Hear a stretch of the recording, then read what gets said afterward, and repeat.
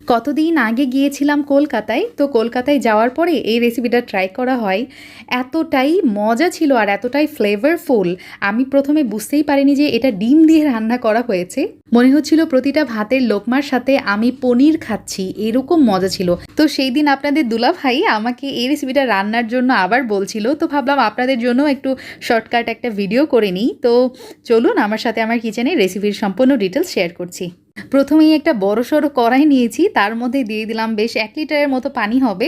পানির মধ্যে দিয়ে দিচ্ছি 2টা কেটে রাখা টমেটো, তার সাথে দিয়ে দিলাম হচ্ছে পেঁয়াজ, এখানে 4টা বেশ মোটামুটি বড় সাইজের পেঁয়াজই আমি ব্যবহার করেছি। দিয়ে দিচ্ছি শুকনা মরিচ আর তার সাথে দিয়ে দিলাম হচ্ছে কাঁচা মরিচ। আপনারা চাইলে যে কোনো একটা মরিচও ব্যবহার করতে পারেন। ঢাকনা দিয়ে আমি 5 মিনিটের মতো জাল করব। এখন একটা স্টিলের বাটিতে আমি সামান্য সরিষার তেল নিয়ে বাটির গায়ে খুব সুন্দরভাবে মেখে নিয়েছি। আর আরেকটা বাটিতে আমি 2 টেবিল চামচ এখানে পানি নিয়েছি, তার মধ্যে দিয়ে দিয়েছি সামান্য একটু আদা রসুন বাটা আর হলুদের গুঁড়া এবং মরিচের গুঁড়া দিয়ে সব কিছু একসাথে মিক্স করে নিলাম। লবণও দিয়েছি কিন্তু। তারপরে দিয়ে দিলাম হচ্ছে ডিম, এখানে 3টা ডিম আমি ফেটে এই সবগুলো মশলার সাথে একত্রে মিক্স করে নিলাম। এখন আমি নেক্সট স্টেপে চলে যাচ্ছি। ওই যে কড়াইয়ে আমি টমেটো, পেঁয়াজ, তারপরে মরিচগুলো সিদ্ধ করতে দিয়েছিলাম, সেটা প্রায় 5 মিনিটের মতো সিদ্ধ হয়েছে। আর তার মধ্যে একটা স্ট্যান্ড বসিয়ে দিয়ে ওই যে তেল মাখিয়ে রাখা বাটিটা বসিয়ে দিলাম, তার মধ্যে দিয়ে দিলাম ডিম যেটা আমি একটু আগে ফেটে রেখেছিলাম।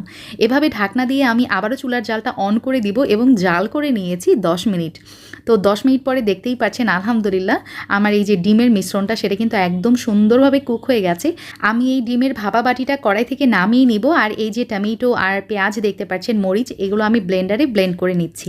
ডিমের এই ভাপা বাটি একটু গরম থাকা অবস্থাতেই কিন্তু আমি কেটে নিচ্ছি একটা ছুরির সাহায্যে, দেখতে পাচ্ছেন স্কোয়ার করে আমি কেটে নিচ্ছি। আর এটা যে এতটা স্পঞ্জি হয়েছে আর এতটা সফট, আমি ওই যে বলছিলাম না যে পনিরের মতো লাগে খেতে, একদম এটা ট্রাই করবেন মাস্ট।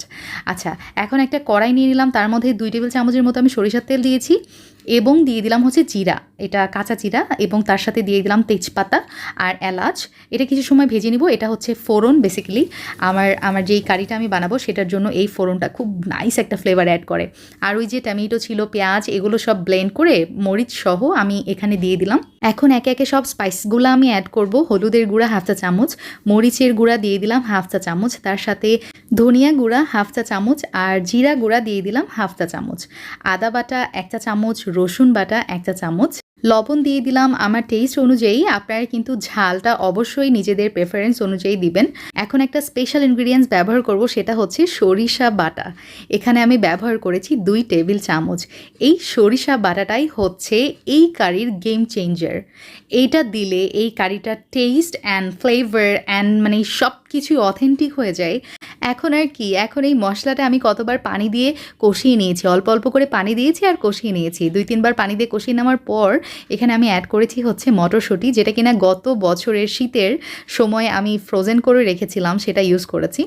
আর তার সাথে দিয়ে দিলাম হচ্ছে ওই যে ডিমগুলো আমি যেটা হচ্ছে স্টিম করে রেখেছিলাম সেটা দিয়ে দিলাম। এখন এই কারির সাথে ডিমটা খুব ভালোভাবে ভুনা করে নিতে হবে। এই ধরেন 3 থেকে 4 মিনিটের মতো মিডিয়াম আছে। যখন সাইড দিয়ে তেল বেরিয়ে যাবে তখন আমি পানি অ্যাড করেছি। অবশ্যই চেষ্টা করবেন গরম পানি অ্যাড করার। আমার স্বাদ মতো লবণ দিয়ে দিলাম, আমি টেস্ট করে দেখেছি একটু লবণ কম হয়েছে।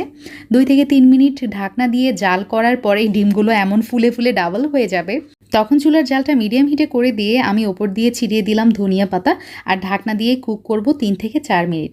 ব্যাস আলহামদুলিল্লাহ আমার ডিমের স্পেশাল কারি কিন্তু একদম রেডি। গরম ভাতের সাথে এটা জমে যায় একদম। Must try item. Well, enough for today. আল্লাহ হাফিজ। আসসালামু আলাইকুম।